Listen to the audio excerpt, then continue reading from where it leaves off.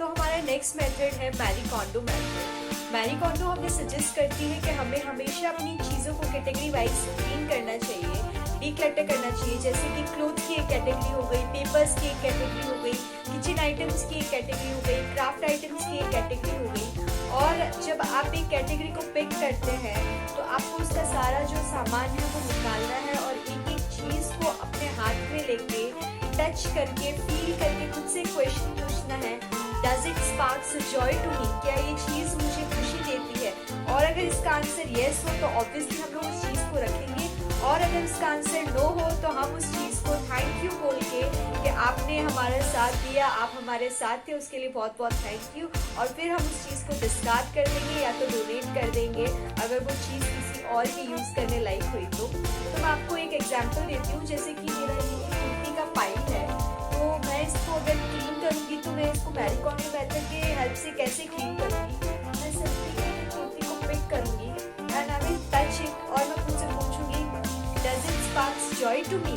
Obviously अपनी कुर्ती नहीं पहनती तो it does not sparks any joy to me, तो मैं इसको रख लूँगी। लेकिन ये अच्छी है, कोई पहन सकता है, तो मैं इसको डोनेट कर दूँगी।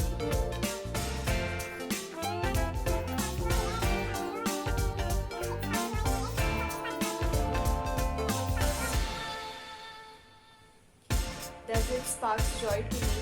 No, it does not sparks any joy. Thank you. तो देखा आपने मैंने कैसे मैरी कोंडो मेथड से सॉर्टिंग किया अपनी चीज़ों का।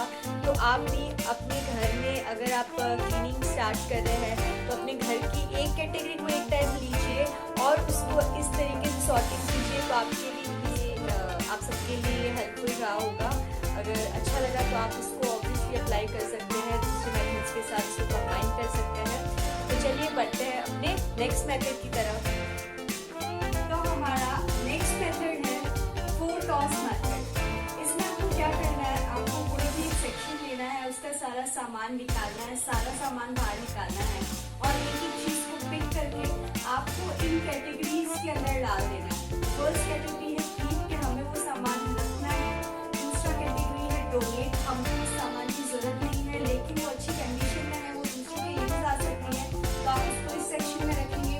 थर्ड है डिस्कार्ड, मतलब वो ना तो हमारे यूज की है ना किसी और की यूज आएगी, तो हमको उसको सिंपली थ्रो करना है।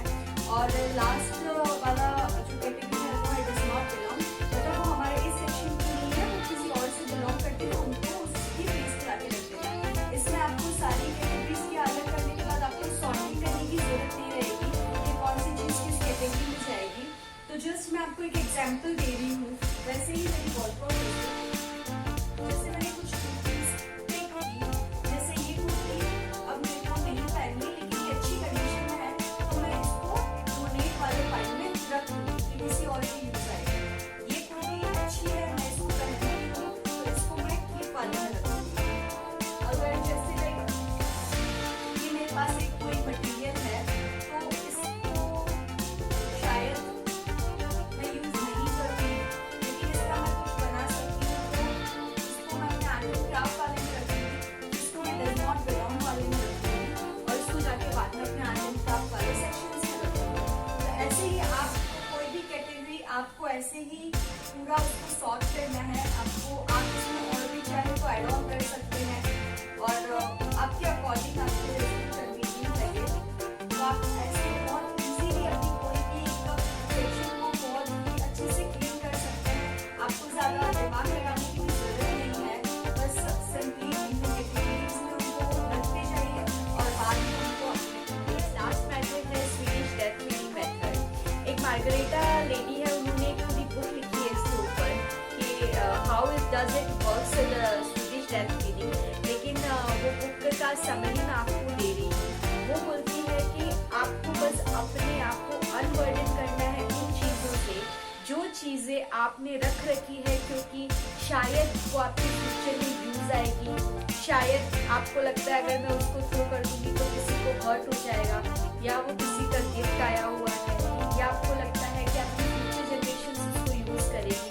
ये सब चीज़ों की वजह से हम लोग बहुत सारा क्लटर एक्यूमुलेट कर लेते हैं विद द टाइम और फिर बोलते हैं भाई हमारा तो घर छोटा पड़ रहा है, बहुत सारा लाइक सामान है, स्पेस